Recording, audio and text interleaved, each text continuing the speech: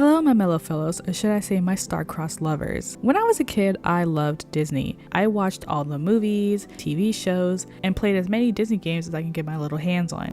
I loved a lot of shows: Kim Possible, That's So Raven, American Dragon Jake Long, pretty much all the shows that aired around the 2000s. One of my favorite animated TV shows was The Proud Family. In the early 2000s, there was a shortage of black girl characters in animation, so that's why I loved characters like Penny Proud, Number 5, or Susie Carmichael. They were staples in my childhood because I didn't see black girls on screen often. I loved The Proud Family growing up. Seeing an animated black family with the same mannerisms as my own family was rare. Even my mom has sat and watched it with me as a kid, so it's safe to say that the show has left a big impact on my childhood. And I still watch the new series from time to time. There are several iconic episodes in the series. The Rumors episode, when Penny played football, or who could ever forget Hip Hop Helicopter. The show was funny, thoughtful, and daring with their social commentary, not to mention the iconic theme song that we all know and love. I have several favorite episodes in the show, and today I wanted to talk about one of them. Today we are talking about season 1, episode 20's Romeo Must Wed. To me, this episode was a certified hood classic and is obviously a play on Romeo Must Die, another beloved childhood film of mine. So sit back, relax, and let's revisit one of my favorite one-off love stories in The Proud Family. The episode starts off with the director giving out his casting call. We see our usual gang has gotten their respective parts in the play. We also have a new character on this show named Quack, who will be playing the lead as Romeo. The part of Juliet was of course being decided between Penny and La Cienega. Side note, the fact that even the teachers call these 3 girls the Gross Sisters is so uncalled for. Also, I must admit that when I was a kid, I had a slight crush on Quack, and to be honest, I think this episode started my shipping habits, but it's honestly not my fault. He had the same voice as Prince Zuko. I didn't stand a chance. I love Prince Zuko, okay? It's not my fault. It's Dante's fault, not mine. He's too powerful. Anyway, it shouldn't be a surprise to anybody that Penny got the part of Juliet and La Cienega became her understudy, which she was obviously not happy about. These two are the most diabolical examples of frenemies. I have no earthly idea why they even hang out together. Anyways, back at the house, Trudy's sister has come for a visit. Diana was the original rich auntie. I mean, just look at her beautiful coat. She even came with expensive gifts for everyone and was obviously living her best life. When I say she brought gifts for everyone, I mean everyone except for Oscar. She brought him a book filled with brain teasers. She does not like that man, and I can understand her. Diana is who I want to be when I grow up. Miss Diana Parker is an important part of this episode. She's well-traveled, cultured, and has experience in Broadway as an actress. She's dramatic and tends to take over the room when she enters. Even Penny's director recognized Diana as the stage royalty that she was and was humbled by her presence. She's a natural foil to her sister Trudy, who is also successful but is more down-to-earth than Diana. Trudy is a very low-key person, so she tends to get outshined by her sister. Trudy usually brushes off Diana's behavior, but in this episode, this becomes a problem between them. Diana comes into Penny's class and basically takes over. Penny didn't mind, of course, but it leads to my point of her having such a big personality. Diana sometimes takes over things, and throughout this episode, she kept doing that to her little sister Trudy. Trudy is of course very excited to support her daughter getting the lead in a play. However, she can't really compete with Diana's expensive gifts to Penny. For example, Trudy wanted to make Penny a dress for the play. She worked hard to make a pretty dress for her to wear on stage. However, Diana already hired a personal costume designer to make a gorgeous dress for Penny. Of course, when a 14-year-old is presented with a beautifully made designer dress, she wouldn't turn it down. She didn't even know Trudy made her a dress. She just saw the sparkly one Diana brought for her. Diana probably should have asked Trudy before she got that dress made for Penny. Trudy's dress may not have been expensive, but she made it with love. Even though Diana was just being a good auntie by spoiling her niece, I do think that she should have kept Trudy in the loop. This is a special moment for Trudy too, and she should have been included. Diana knew Trudy was making her a dress and overstepped her boundaries by hijacking the moment. It's almost like spoiling Penny was more of Diana showing off than about Penny. Trudy was bothered by this, but she didn't make a scene or try to ruin Penny's moment. She just accepted that that is how Diana is, much to Sugar Mama's dismay. Later on, we see Penny rehearsing with Quack in her kitchen. They are friendly, but you could tell there's some chemistry between them. As they were going over their lines, they decided that they should rehearse the kiss too. After all, if they wanted the kiss to be believable, they should practice. If they kiss for the first time on stage, it runs the risk of being awkward. So I get it. They kissed, Oscar flips out, but Trudy as usual tells him to calm his ass down. After all, it's a stage kiss. Plus, it's not like they were practicing in her room with the door closed. They were in a common area with Trudy right there. But I'm not gonna lie, there were flirty vibes between the two, and you could tell they liked each other. So it wasn't totally innocent, I do get that. Anyway, none of that really matters because Kwok's parents came by. Mr. and Mrs. Wong wanted to come by and tell them that after the play, they would prefer if Penny and Kwok would not see each other after the play was over, not even as friends, which is a bit weird because if that's the case, then why even let Kwok participate in the play at all, especially a romantic play like Romeo and Juliet if they were going to have a problem with it. Oscar and Trudy were caught off guard by this request. They kind of took offense to it because they thought it was a very roundabout way of saying that they don't want their son around Penny. Oscar even questioned if this was racially motivated. However, Mrs. Wong said that it's not because of Penny, but more so because of Kwok. Kwok cuts in and just outright says that the reason that they don't want him around Penny is because he's already engaged. Like, yes, this 14-year-old boy is betrothed. Side note, it's really annoying that they keep playing the stereotypical Asian music every time an Asian person even appears on screen. The Proud family was very progressive for its time, but that doesn't mean that they did everything perfectly. They also did this with the Chang triplets a lot, so I'm glad that the Chang triplets got a glow up in both looks and personality in the reboot. In the older version, they were kind of treated as one character, but in the reboot, they each finally have their own personalities and interests, which is a step up. I love the Proud family, but I always thought they had issues in the way they treated their Asian characters and in the obvious colorism that happened in the show.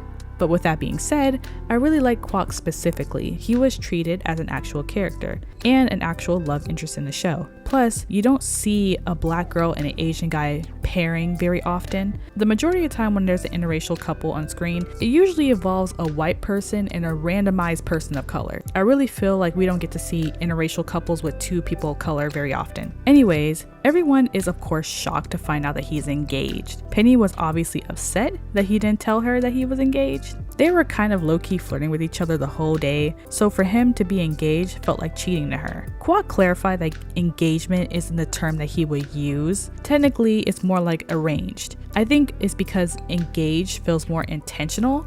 He didn't propose to Ang Lee. His parents and Ang Lee's parents decided that they were going to get married before they were even born. So it was more of a social contract between the parents, not something Kwok or Ang Lee wanted. Kwok's parents felt like their son was getting too close to Penny and wanted to shut it down before anything happened. Plus, Ang Lee and her parents were visiting from China that night, so things needed to go well. Kwok was kind of nonchalant about the topic. He kept insisting that Ang Lee was not his wife and that they had a very long time before the marriage even happened. He thinks that once they got back to China after visiting, things would just go back to normal, so he wasn't really worried about it. In fact, he was even bold enough to try to ask Penny out on a date and try to bribe her with Wizard's 3 flavors ice cream. This boy wanted to spring for all 3 flavors. Okay, baller? Shot caller. Penny turned him down, saying that she doesn't want to date a married man, and walked out on him. Those customers in line were messy as hell. Their ears were perked listening to that drama. So this is a difficult situation. Kwok obviously likes her. He wasn't trying to play her or have 2 girls at the same time. He didn't have a choice in his arranged marriage situation. There is not much Kwok can do realistically besides just accept the circumstances he's in for now. However, it's understandable that Penny is upset. The guy that she likes became unattainable due to her morals. No matter how much she likes Kwok, he is engaged, and she doesn't want to be the other woman at 14 years old. He should have told her, but I get how it's a hard subject to bring up. I imagine that being engaged at 14 makes high school a confusing place to navigate, especially when arranged marriages aren't the norm in America, so I get their perspectives, both of theirs. Later, Penny was venting to Dejanay about what happened between her and Kwok. Dejanay was, of course, living for the drama, and even compared it to the movie Romeo Must Die with Leah and Jet Li. Oh my god, Jet Li was fine as hell in that movie, so fine. I love that movie. Anyway, Dejanay calls Penny out for obviously liking Kwok, but Penny says that it doesn't matter because he's engaged. Dejanay decided to be even more messy than she already was being by suggesting that they go over to Kwok's house to see what his future bride looks like. Also, Dejanay had the nerve to tell Penny that technically Penny was a skeezer. She should have got her ass slapped, cause who are you calling a homewrecker? Honestly, we all know that Dejanay is a bad friend, but I admit that she cracks me up sometimes because not you calling her a homewrecker in her own house. It's so out of pocket. Anyway, of course they go to his house to engage in a bit of espionage. Apparently, Kwok's family is the only people on the entire neighborhood that lives in a huge cliff for some reason. This boy lives in a gated community. Why is he going to public school? They see Ang Lee and see the fact that she is pretty. As Dejanay said, and I quote, "Homegirl got that Lucy Liu Jennifer Lopez thing going on." I'm not sure what that means, but I kind of get the vibes. Dejanay starts kind of instigating and rubbing in how pretty Ang Lee was to Penny. Penny was both jealous and overall tired of the situation in general, so she decided to leave. But of course, she ended up falling off the side of the house because she's clumsy. It's probably not safe to spy on a ledge, I'm not gonna lie. That was on her. And Kwok obviously goes to see what's going on after hearing all that noise and asks what the hell was Dejanay doing on his balcony. In a nicer way, of course, but same difference. His question was more than valid because his classmate was dangerously clinging to the side of his house while his other classmate was face down on the lawn. Now get this, Dejanay tells this boy that Penny jumped off the ledge because she saw him with his wife, which is absolutely not what happened at all. This girl is so dramatic for no reason. Penny did not jump, she slipped because she's clumsy. Jumping implies an intent of self-harm, which was not the case. Dejanay, as usual, making the situation worse than it needs to be. Kwok is obviously freaked out and was distressed, thinking his classmate jumped off the side of his house because he saw her with a different girl. Like, imagine how stressful that is. Anyway, he ended up falling out of his window trying to see if Penny was okay somehow. Even after falling out the window, Kwok's first instinct was to make sure she was okay, which is fair because I'm pretty sure he landed on her arm. I'm surprised either one of them is okay, to be frank. Penny, of course, is still upset and jealous, and she didn't want to hear anything from him. She basically gets up and tells him to leave her alone and leaves, like she didn't just fall from the second story. Once again, Kwok is left looking more sad and lonely than Keisha Cole. So, we fast forward to the day of the performance. Penny is refusing to act in the play and would rather La Cienega take over as Juliet instead. Diana offers to try to talk to Penny, but Trudy steps in to talk to her instead. Diana tries to overrule Trudy, but Trudy made it very clear that Penny was her daughter and she will be the one to comfort her. Diana gave in and the rest of the family went to the school while Trudy stayed to speak to Penny.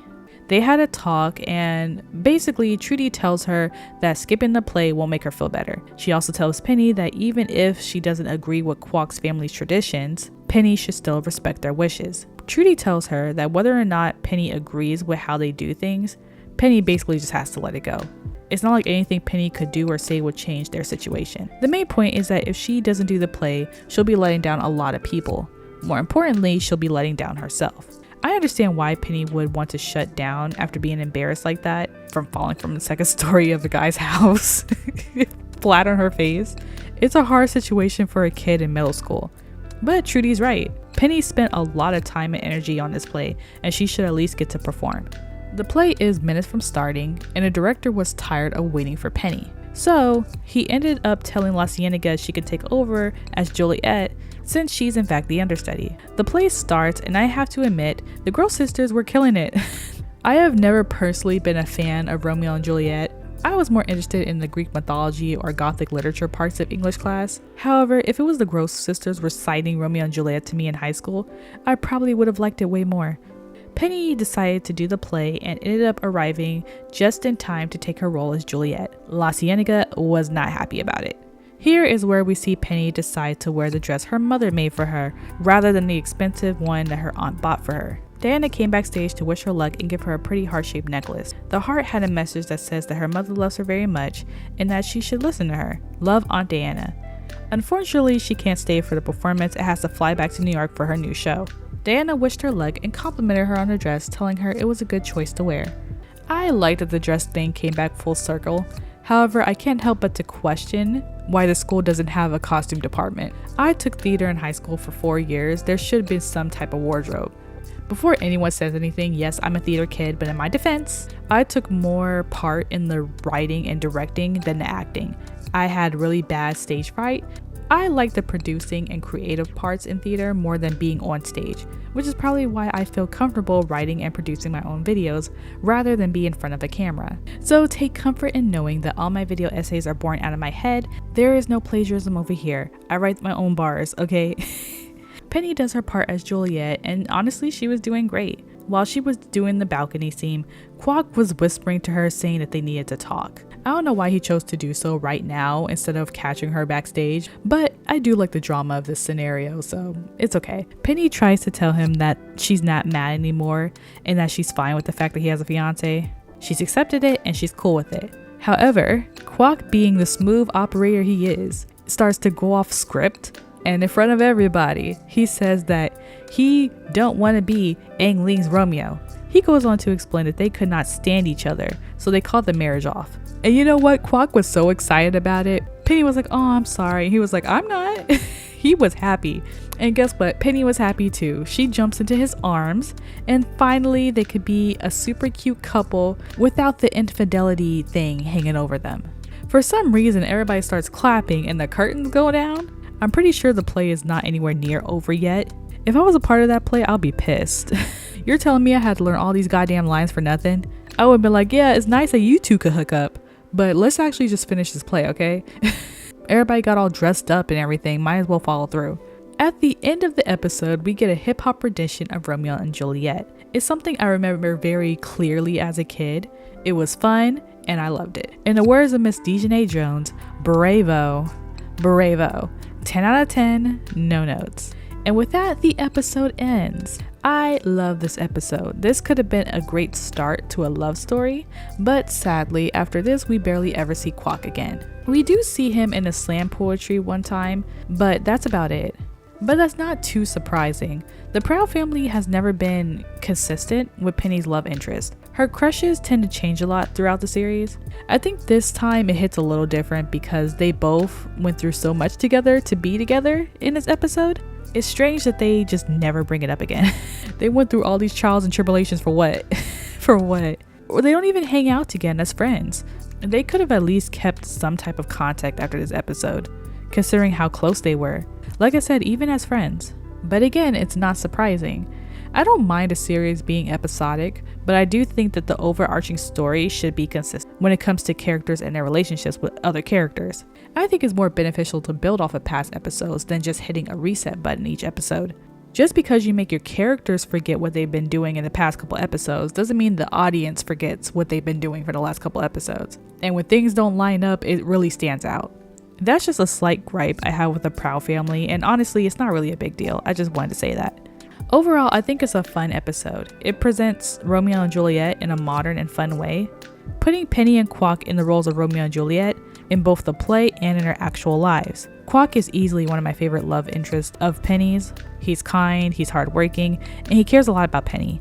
Even though he could have been more honest, I do think that he handled the situation with a lot of grace. And at the end of the episode, he stood up for himself and decided to follow his own heart. He chose to go his own path rather than stick with tradition. Breaking generational traditions is very hard to do. I'm not sure how realistic this is, but it's a kid's show, and I'm just glad that he got his happy ending in his own way. This would have been a great happy beginning for them if the show would have followed through after this episode instead of making his character pretty much disappear. I loved Kwok and Penny together. Penny has always been an overthinker and has always been impulsive. Kwok, on the other hand, was very chill, and he made his feelings for Penny very clear. I do think that Penny does best with a person that doesn't make her second guess whether they like her or not. When his parents came by, Kwok told her the truth. He was straight up with her. It's not like he had a choice in what his parents were making him do. And when he sees how much his engagement was a problem for Penny, he broke it off with Ang Lee. Not just for Penny, but also for himself. They didn't like each other anyway, and being with Penny made him realize that he did not want a loveless marriage in his future. He made his feelings clear for Penny several times in this episode, which is nice to see compared to a lot of her other love interests in the show who tend to diss her. I don't think Kwok would be the type of guy to leave her text messages unread or go days without talking to her. Kwok is the type of guy that will buy her all 3 flavors of Wizard ice cream without a second thought. I feel like his chill nature would be soothing to Penny, who often gets worked up very easily. Penny is good for Kwok too. Her more assertive nature helps him be honest with himself and confront the situation head on. He was in a state of acceptance, but Penny pushed him to address his feelings and stand up for what he wants. It was probably super hard for him to go against his parents and go against tradition and go against everything that his parents believed. But because of Penny, he found the courage to speak his mind and find his voice. In the end, even if it was for one episode, I think they were a good pair. Unfortunately, Kwok has not appeared in a new series just yet. There's still hope, of course, but Penny is kind of involved with this tall guy now. I forget his name, but you know who I'm talking about. So I doubt they bring him back as a love interest. But maybe we can have him back as a friend. I liked his character, and since we have a reboot, there's a possibility that he can come back and we can get an update we deserve. Just like we deserve Duke to be back. I watched the reboot with my little sisters, so yeah, I do notice when certain characters are missing. At the end of the day, I loved this episode. Everything from the drama to the romance was so much fun for me to watch as a kid. And rewatching the episode as an adult was even more funny because I can understand the situation more accurately now. I especially love how they use things like cultural difference to put a modern take on star-crossed lovers. Cultural differences are realistic and relevant to interracial dating. So I do think that it was a smart choice, narratively speaking. Anyways, I think I've gotten a point across on why I love this episode and this pairing so much. I shipped them so much as a kid, and I always carry a special place in my heart for Kwok as a character, even if he was a one episode guy. I truly think that the episode still holds up, and it still was fun to watch as an adult. Anyway, I will see you guys in the next one. Bye!